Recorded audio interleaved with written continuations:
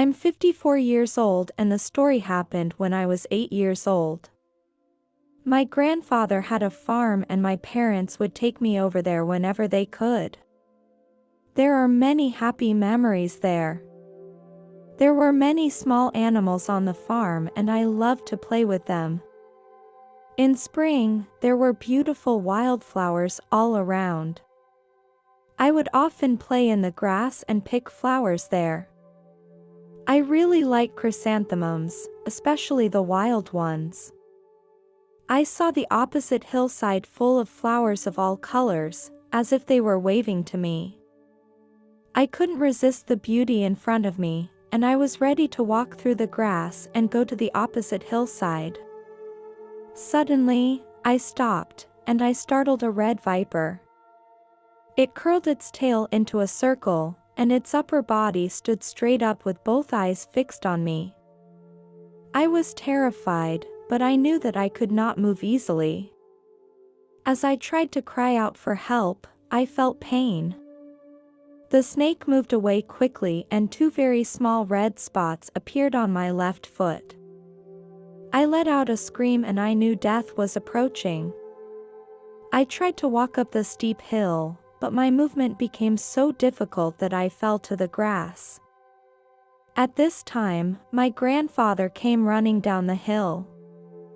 I didn't want to scare him, I just said calmly, "A snake bit me." But he knew how serious it was. He sat down next to me, took off his white shirt, and wrapped it tightly around my leg so it would slow the flow of blood to my heart. He took off my sandal, put my left foot to his mouth, and began sucking out the venom. I was already fading in and out of consciousness. My grandfather carried me into the house and gently laid me on the bed. I began to vomit non-stop. At that time, my grandfather didn't have a telephone or a car. My grandfather left the house on his bicycle. Under the effect of the poison, my consciousness became more and more blurred. I don't know how long it took, but I saw 2 doctors treating me. One doctor insisted on giving me the vaccine, while the other thought it would do no good. After a long argument, they decided to give me the vaccine anyway. When the vaccine was injected into my body, I fell into a coma that lasted for a week.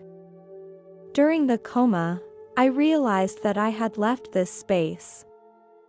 I saw a beautiful woman who I would like to call the Goddess of Light. She was hovering above the room and she greeted me. She was so beautiful that I could see her clearly. She shone with an extremely bright light. This light was amazing and made me feel very warm. I also learned many things. The love she gave me was so powerful that I understood that this love is what saves humanity. We must care for each other in a world full of sorrow. After leaving my body, I began to float in her direction. She smiled and made a gesture of rejection. She told me, "You can't stay with her yet.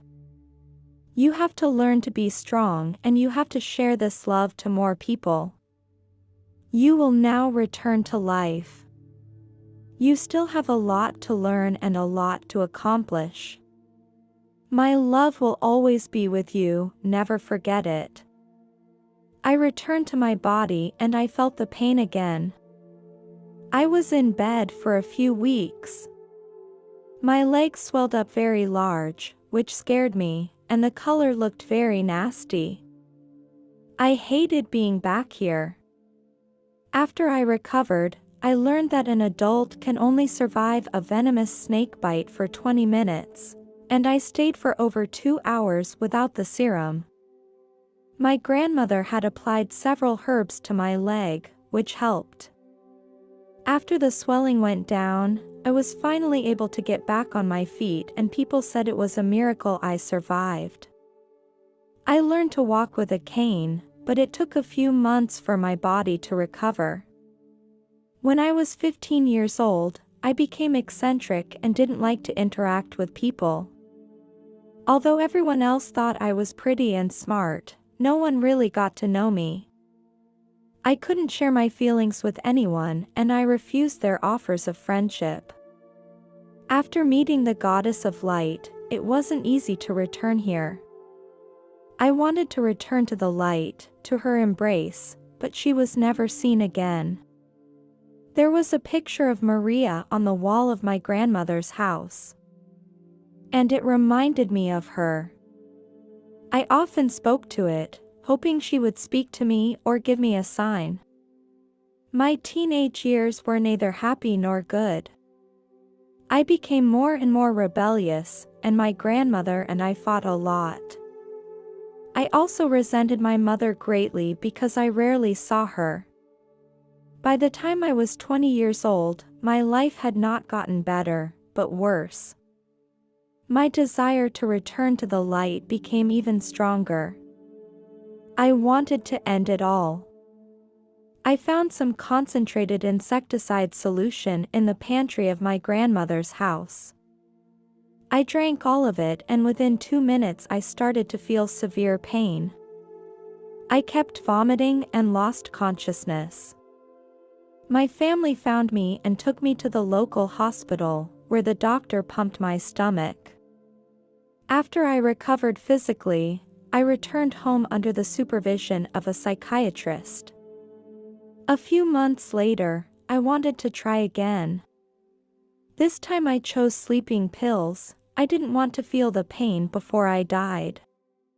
While I was taking all the sleeping pills and quietly waiting for death, a classmate from the village came to visit, hoping to borrow a textbook. When she opened the door, she found me lying in bed with no signs of life. She took me to the nearest hospital. It was about 2 hours from the moment I took the sleeping pill to the moment I arrived at the hospital. The doctor had just wheeled me into the emergency room, and I was once again out of my body. I floated there for a while, and I saw doctors and nurses working busily, which I was no longer interested in. I became very relaxed now, and I was finally free. I noticed a tunnel next to me, and at the end of it there was a bright light. Without hesitation, I entered the tunnel. In the tunnel, I got faster and faster and eventually reached the light. This feeling was all too familiar, and I was enjoying my current state very much. Suddenly, I heard a man's voice, but I couldn't see where the others were. He told me sternly that I had to go back and finish my work. I was sent back without a chance to talk to him. And there was nothing I could do to stop this from happening. When I returned to my bed, one of the nurses acted very surprised, because she thought I was dead. I later learned that my heart stopped for 10 minutes and the doctors were about to give up on me. When my vitals returned, they removed the tubes and needles from me. They quickly resumed their work. For the next few hours, I was sad. To others, I was a young, smart woman with a life full of hope. I felt like a prisoner in a prisoner's body. I also learned what my mission was, as the goddess of light had said, to spread this love to more people. From that day on, I never considered suicide again. This experience changed my life. I stopped fighting the world and tried to pass on the love I received to those around me.